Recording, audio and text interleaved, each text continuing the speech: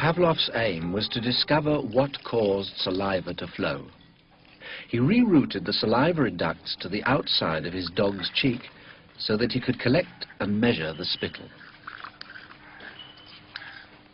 Perhaps he thought the production of saliva might be the result of a fixed nervous reflex, like a knee jerk. 5 минут 42,5 секунды. After taking many measurements of spittle, he confirmed that the dogs drooled automatically when their tongues touched food. He called the response the salivation reflex. 4,5. Хорошая собачка. Я предлагаю поменять собаку. But his work started to run into trouble. As his dogs became familiar with the experimental routine, they started to fill their cheek tubes before Pavlov had a chance to stimulate their tongues. The dogs were learning to anticipate food. Pavlov tried a new technique. He erected screens so that the dogs couldn't see what was going on.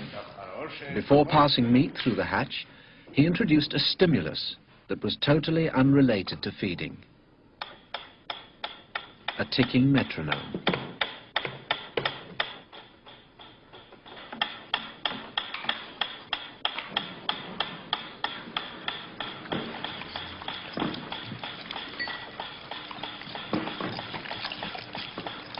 At first, the dog dripped saliva into its cheek tube only when the food appeared. But after a number of trials, the dog began to connect the ticking with the arrival of meat.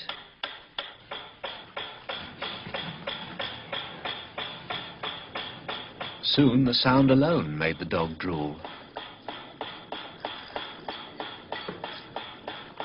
Eventually, the dog salivated as much to the ticking itself as it did originally to the presentation of food. Полная. Идите сюда. Что я говорил? He called this new response the conditioned reflex. Собака.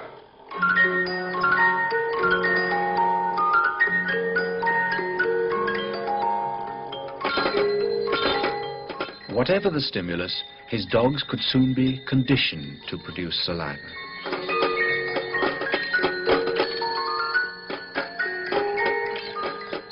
Pavlov believed that he had discovered how animals learned, even in the wild.